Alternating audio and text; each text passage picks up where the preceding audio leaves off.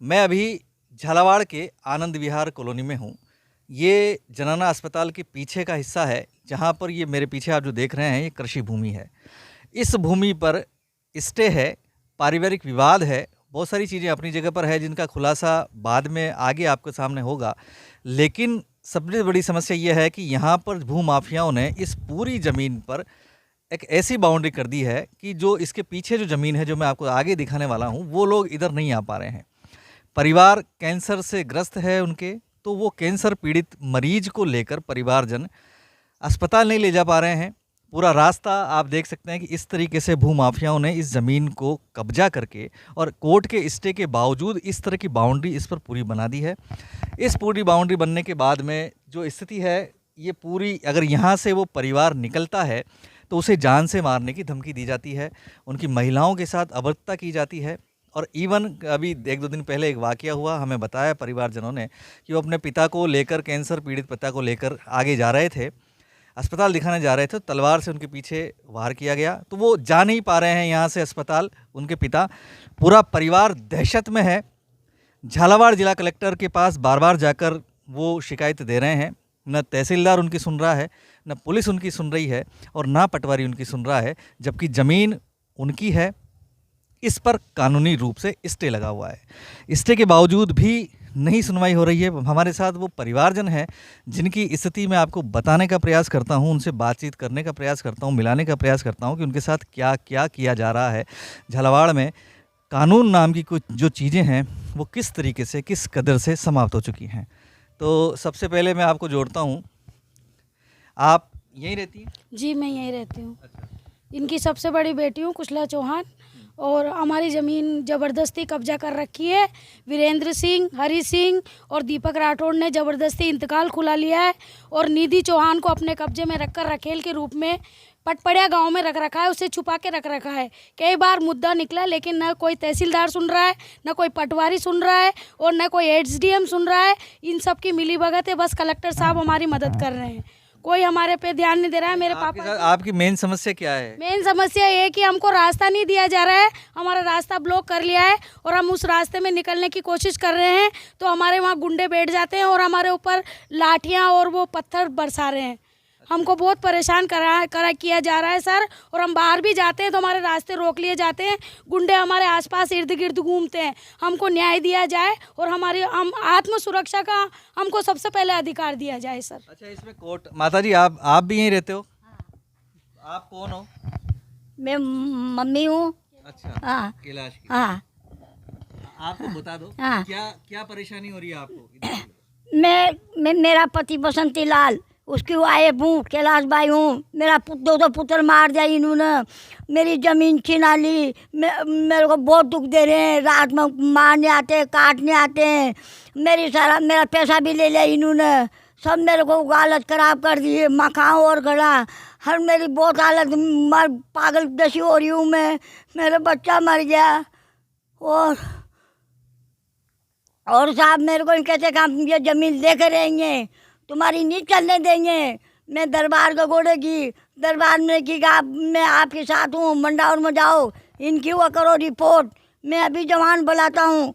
फिर ये दादाजी, इसमें तो स्टे है, फिर उसके बाद भी आपकी सरकारी मदद नहीं हो रही क्या? नहीं वो मेरी स्टे है हमारा, तब भी ये नहीं मान रहे। कलेक्टर साहब ने स्टे दिया हमको। कौन सा कलेक्टर साहब होता है, ऐसे बोल रहा है। कौन लोग बोल रहे हैं? ये गुंडे, ये हरी सिंह, अकरम चौधरी, ये हरी सिंह और रवि सिंह, ये सब बोल रहे साहब हम तुम्हें जिंदा मार कर जला देंगे।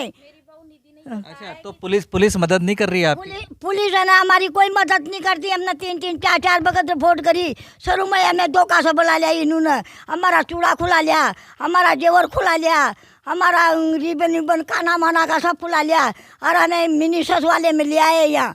मेरी एक चोरी पागल हो गई थी, रत्ना, तो रत्ना सही की हॉस्पिटल ले चलो। ये तो नखरा करती, ये तो यूँ करती नाटक। अच्छा, वो जो बीमार हैं, जो कैंसर से पीड़ित है, कैंसर किसको है? मेरा पति को। अच्छा, तो उनको लेके कैसे जाते हो आप? मैं साहबा में नहीं निकलने देते हैं।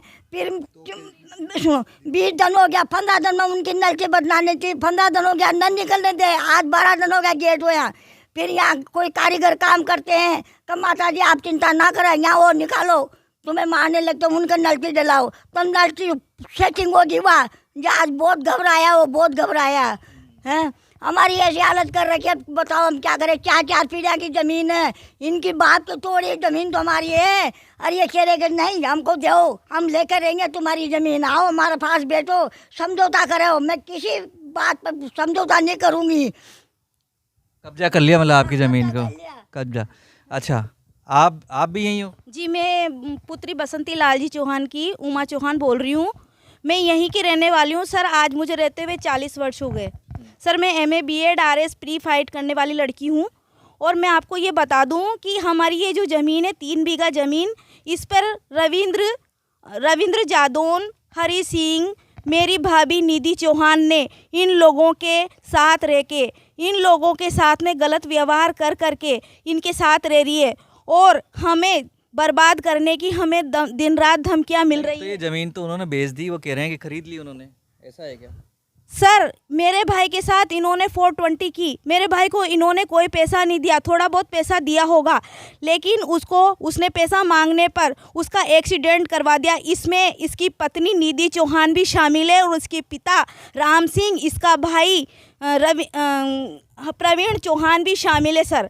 ये हमारे घर से 7.5 तोला सोना और अन्य जेवरात सारे वो चीज़, वो आपकी पारिवारिक लड़ाई है, वो अलग चीज़ है। लेकिन आप ज़मीन का बताओ कि ज़मीन में अब क्या समस्या आ रही है आपको? सर इस ज़मीन में कोर्ट में केस चल रहा है। स्टे ऑर्डर होने के बावजूद भी ये लोग मानते नहीं है।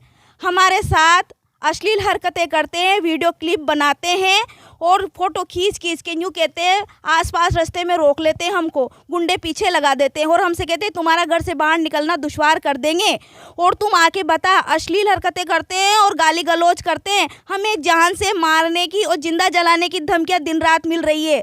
पुलिस थाने में इनकी कंप्लेन कराते हैं, फिर भी कोई कार्रवाई नहीं होती है।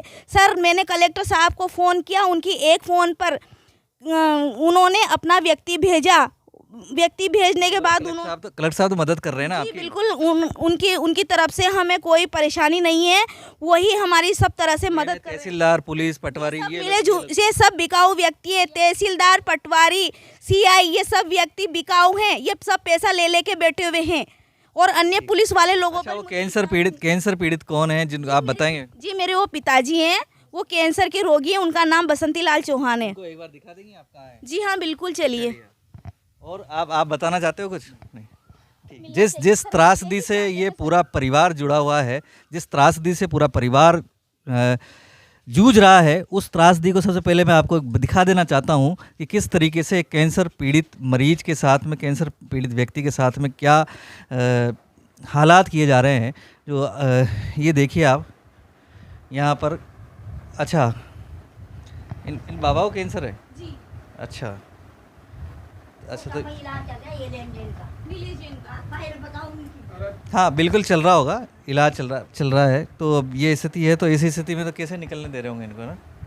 निकलने नहीं दे रहे तो दिक्कत हो रही है। जी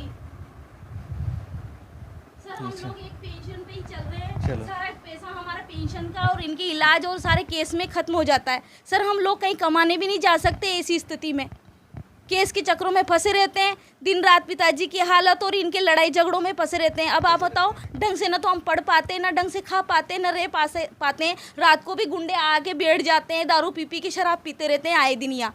सर हम चाहते हैं कि हमें हमारा अधिकार मिलना चाहिए और इन लोगों से हमें निजात दिलाएं आप। तो ये स्थिति थी, आप लोग ये स्थिति थी, पूरा परिवार दहशत में है। मैंने आपको दिखाया कि किस तरीके से कैंसर पीड़ित पिता पलंग पर जूझ रहे हैं और उनकी बेटियां उनके लिए लड़ाई लड़ रही हैं। भूमाफिया इस जगह से उन्हें निकलने नहीं दे रहे हैं, अश्लील हरकतें उनके साथ कर रहे हैं। हर तरीके से न पुलिस का सहयोग है, न प्रशासन का सहयोग है। जिला कलेक्टर ने ज़रूर यहाँ पर स्टे दिया हुआ है, तो उनकी थोड़ी सी हिम्मत इस परिवार में है।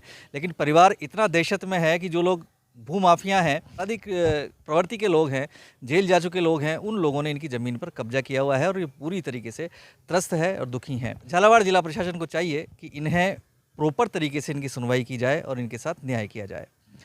इंडिया वॉइस के लिए झालावाड़ से प्रणय विजय।